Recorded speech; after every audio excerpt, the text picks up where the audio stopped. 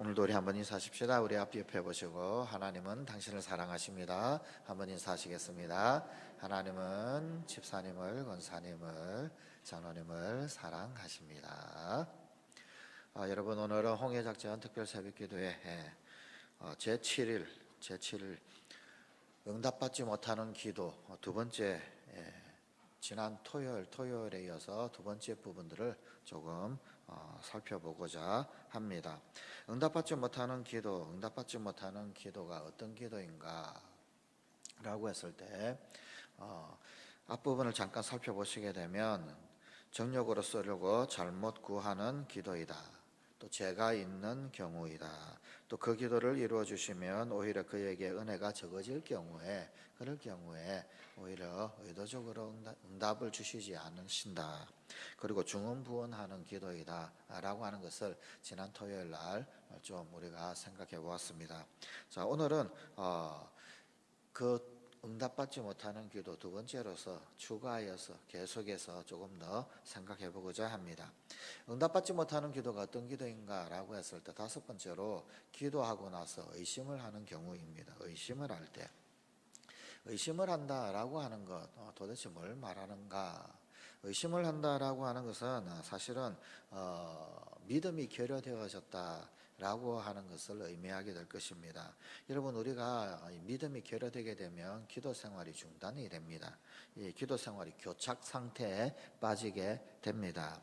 더 이상 기도하고 싶은 마음이 들지 않게 된다 라고 한다면은 아마도 이런 오해가 있을 것입니다. 왜 더 이상 기도하고 싶지 않아졌을까요? 물론 이제 의심이 생겨서 그렇게 될 텐데, 믿음이 약해졌다든지 그래서 그렇게 될 텐데, 더 이상 기도하고 싶은 마음이 들지 않는다라고 한다면 어쩌면은 이런 오해가 깊숙하게 있기 때문에, 다시 말하면 어떤 의심의 씨앗이 이런 것으로 쌓여 있게 되어졌기 때문에 기도가 아마 중단이 되거나 그렇게 될 것입니다.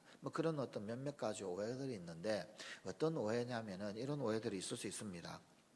하나님은 나의 필요를 모르신다. 하나님은 나의 필요를 모르실 뿐만 아니라 이해하시지 못한다 라고 하는 그런 오해를 할 수가 있습니다. 그러니 기도해봤자 하나님 들어주시겠는가? 그런데 이건 오해입니다. 오해. 또 어떤 오해를 할 수 있느냐면은 하나님은 우리를 도울 힘이 없다. 이건 역시 오해입니다. 또 하나님은 우리에게 관심이 없다. 하나님 관심이 없으니까 그러니까 들어주시지 않는 거지. 또 혹은 아니면은 하나님은 아무것도 하지 않으시는 분이시다. 이건 역시 오해입니다. 이런 오해들이 있으면은 그러면은 더 이상 기도하고 싶은 마음이 들지 않게 되어지는 거죠. 속된 말로 기도할 맛이 뚝 떨어지게 되는 것입니다. 하나님은 나의 필요를 모르시거나 이해하시지 못하는 분이십니까? 아닙니다. 우리 주님 예수님은 우리가 이 본질상 진토임을 아시는 분이십니다. 우리가 겪었던 그 모든 고난, 우리가 겪는 모든 아픔을 다 친히 겪으셨던, 아니 우리보다도 훨씬 더 큰 고난과 아픔을 겪으셨던 그런 분이십니다. 그래서 다 아시는 분이십니다. 하나님의 아들 예수 그리스도께서 중보자 되신 분께서 다 아시기에 하나님도 다 아십니다. 나의 필요도 아시고 또 이해하고 계십니다. 하나님이 내 필요를 모르신다, 이해하시지 못한다. 아니요, 하나님은 다 알고 계십니다. 필요도 아시고 이해도 하십니다. 하나님은 우리를 도울 힘이 없다. 아니요, 그것도 오해입니다. 하나님은 능력 많으신 분이십니다. 온 우주 만물을 내신 분이십니다. 그런데 우리를 도울 힘이 없으시겠습니까? 이 땅 가운데 하나님 하지 못하실 일 없으십니다. 능력의 주님이십니다. 권능자이십니다. 절대 주권자이십니다. 하나님은 우리를 충분히 돕고도 남는 그런 능력자이십니다. 또 하나님은 우리에게 관심이 없다. 아니요, 하나님은 우리의 머리카락까지도 다 세신바 되신 분이시다 라고 성경은 기록하고 있습니다. 여러분, 내 머리카락 숫자가 몇 개인지 아시는 분 있으신가요?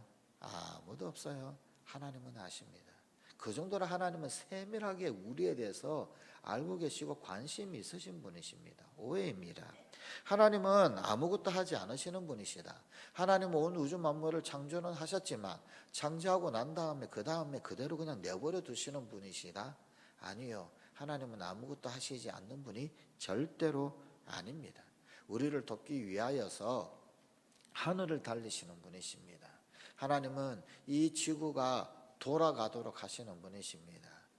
저 하늘의 새도 그리고 또 이 들에 피는 백합화도 하나님 다 돌보시는 그런 분이십니다.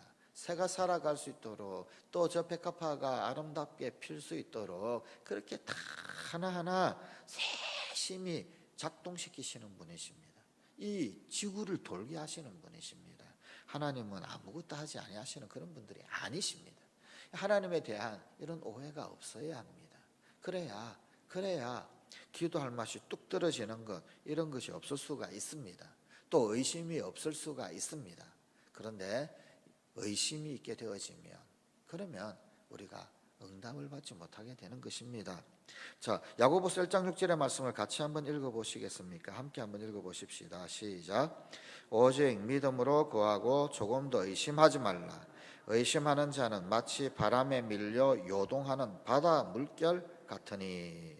그렇습니다. 오직 믿음으로 구하라. 성경은 그렇게 우리에게 말씀하고 있습니다. 여러분, 의심이 있게 되면 기도의 골방에 들어가지 못하게 됩니다. 미지근한 믿음으로 기도하면 그 기도는 별로 힘이 없습니다. 또 의심하며 기도하면 마음에 기도의 장애물이 생기게 됩니다. 그러니 의심할 때 그때 응답도 구할 수 없게 되는 것입니다. 자, 6번째로 어떨 때 응답을 받지 못하게 되느냐? 가난한 사람, 불쌍한 사람을 거절할 때 그때도 기도 응답을 받지 못하게 됩니다. 잠언 21장 13절의 말씀도 같이 한번 읽어보십시다.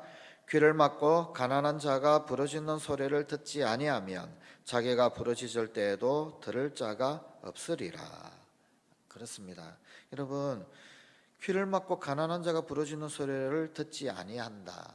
다시 말하면은 가난한 사람들 혹은 아니면은 불쌍한 사람들을 외면하고 거절을 하는 걸 말하지요. 그러면 어떻게 되겠습니까? 자기가 부르짖을 때에도 들을 자가 없을 것이다. 내가 하나님 앞에 부르짖을 때 하나님도 듣지 않으시게 된다. 그런 논리가 성립합니다. 사실 가만히 살펴보면 여러분, 나처럼 우리처럼 비천하고 궁핍한 그런 죄인, 이런 비천하고 궁핍한 죄인들이 주위의 또 다른 우리보다도 훨씬 어려운 이웃들 혹은 아니면 불쌍한 이웃들, 그보다도 내가 하나님의 돌보심과 하나님의 관심을 더 받을 자격이 과연 있는 것일까? 아니더란 말입니다. 주변에 좀 이 어려운 이웃들 혹은 아니면 정말 불쌍한 그런 이웃들보다도 내가 더 특별히 하나님께 관심을, 하나님의 돌보심을 더 받을 그런 자격이 과연 있는가? 내가 과연 그런 자격이 있어서 그래서 하나님의 돌보심을 받고 하나님의 관심을 받고 있는 것인가? 사실 아니더라 그런 말입니다.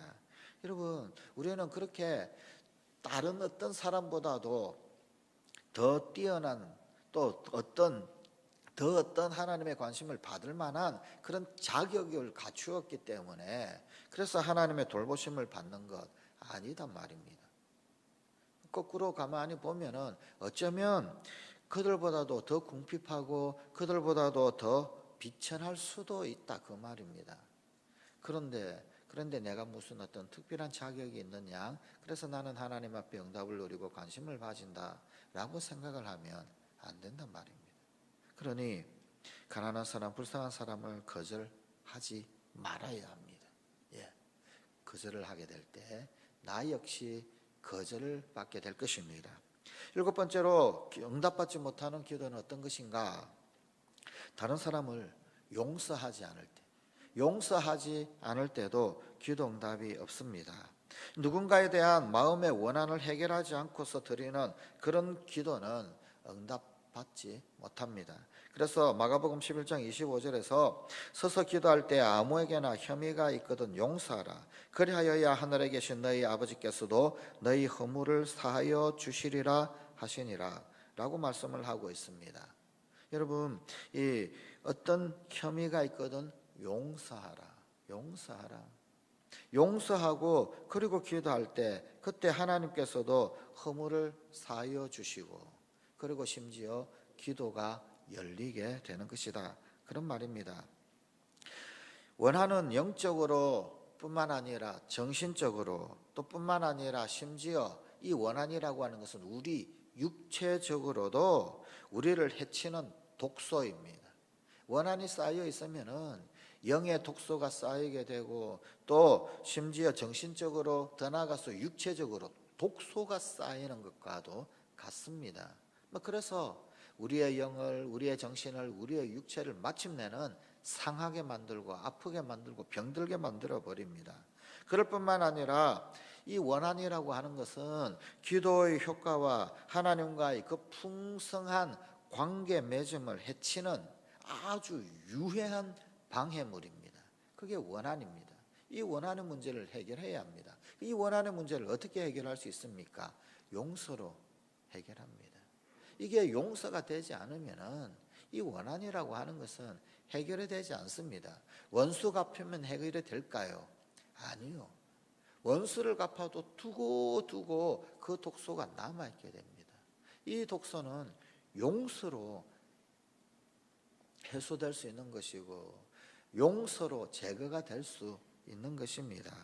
그래서 여러분 용서하지 않고 강구하는 마음을 주님께서는 도와주시지 않는다.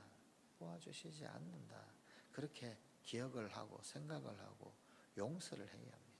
용서하고 기도해야 합니다. 자, 응답받지 못하는 기도 여덟 번째로 부부간에 불화할 때, 또 혹은 화목하지 않을 때, 그때도 응답을 받을 수가 없습니다. 베드로전서 3장 7절의 말씀을 한번 같이 읽어보실까요? 남편들아 이와 같이 지식을 따라 너희 아내와 동거하고 그를 더 연약한 그릇이요 또 생명의 은혜를 함께 이어받을 자로 알아 귀히 여기라. 이는 너희 기도가 막히지 아니하게 하려 함이라. 기도가 막히지 아니한다.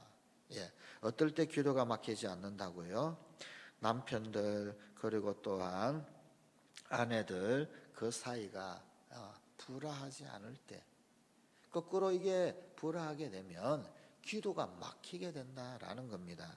그런데 여러분 이 말씀은 그저 부부 사이에서뿐만 아니라 우리 주변에 있는 연약한 자들을 깔보면 안 된다 그런 뜻까지도 함께 포함하고 있습니다. 그리고 반대로 그 연약한 이들을 잘 돌보면, 잘 예우하면 응답을 받게 된다 그런 의미이기도 합니다. 그래서 부부간에 불화할 때, 또 혹은 아니면 또 다른 그 누군가와 화목하지 못하게 될 때, 그때 응답이 없게 되더라라는 것을 기억해야 합니다. 그럼 우리는 어떻게 해야 합니까? 여러분 평화로운 관계를 유지해야 합니다. 화목한 관계를 유지해야만 합니다. 자, 마지막으로 응답받지 못하는 기도가 어떤 것인가? 마음에 우상이 있을 때, 그때도 역시 응답을 받지 못하게 됩니다. 에스겔 14장 3절 말씀도 같이 한번 읽어보실까요? 인자야, 이 사람들이 자기 우상을 마음에 들이며 죄악의 걸림돌을 자기 앞에 두었으니 그들이 내게 묻기를 내가 조금인들 용납하랴. 하나님이 용납하시지 않으신다. 우상이 있다라는 겁니다. 자기 우상을 마음에 들였다. 자기 우상을 마음에 들여 있는데, 들여 놓은 상태인데 어떻게 하나님께 용납을 받겠습니까? 마음속에 우상이 있을 때 그때는 당연히 하나님께 응답을 얻을 수가 없게 될 것입니다. 자, 그리고 이 우상이라고 하는 것은 죄와 반드시 직결되게 되어 있죠. 우상을 숭배하는 그것 자체가 이미 죄입니다. 그리고 죄가 있는 경우에는 역시 하나님께서 응답하시지 않는다라고 우리가 앞에서 살펴보고 그러지 않았습니까? 그렇습니다. 여러분, 마음에 우상이 있을 때 그것을 제거해야 합니다. 여러분, 이 하나님께도 덕을 보고 뭐 돌에게도 덕을 보고 하늘의 별에도 덕을 보고 뭐 여기저기 하여튼 좌우지간 덕을 보면 된다, 그러면 안 된단 말입니다. 예. 하나님께도 응답을 구하고 저기 나무에게도 응답을 구하고 뭐 이렇든 저렇든 어쨌든 간에 도움을 얻기만 하면 된다, 아니더란 말입니다. 아니더란 말입니다. 여호수아가 그랬죠. 여호수아가 오늘날 택하라, 오늘날 택하라. 나와 내 집은 오직 여호와만 섬기겠다. 너희는 택하라. 그렇습니다. 신앙에는 회색지대가 없습니다. 그 중간에서 머뭇머뭇거릴 갈짓자 걸음을 걸을 그런 영역은 신앙에는 없습니다. 하나님을 섬기는 그런 신앙의 영역에는 그런 부분이 중간지대가 없단 말입니다. 하나님을 섬기든지 아니면 다른 어떤 것을 섬기든지 섬겨야 합니다. 예, 택해야만 합니다. 택해야만 합니다. 그런데 다른 그 어떤 것들을 옆에 곁다리로 끼워두고 그러면서 하나님을 섬긴다. 여러분, 그럼 하나님 응답하시지 않습니다. 뭐 우상이라고 하는 것이 반드시 바알, 아세라 뭐 이런 것들만 있습니까? 아닙니다. 하나님보다 더 귀히 여기는 것, 그게 우상입니다. 우상의 실체는 그런 겁니다. 하나님보다도 더 귀히 여기는 그 무엇인가가 있다. 그러면 하나님보다 그것을 의지하게 될 것입니다. 다른 의지할 어떤 구석을 남겨놓고 기도할 때 응답을 바랄 수가 없습니다. 그래서 그런 것들을 없애야 합니다. 하나님이 가장 소중한 분, 하나님이 가장 귀한 분, 도움을 얻을 분, 응답을 얻을 분은 하나님밖에 없다. 그렇게 나아갈 때 그때 우리는 응답을 얻을 수가 있습니다. 자, 응답받지 못하는 기도, 여러분, 의심이 응답을 방해합니다.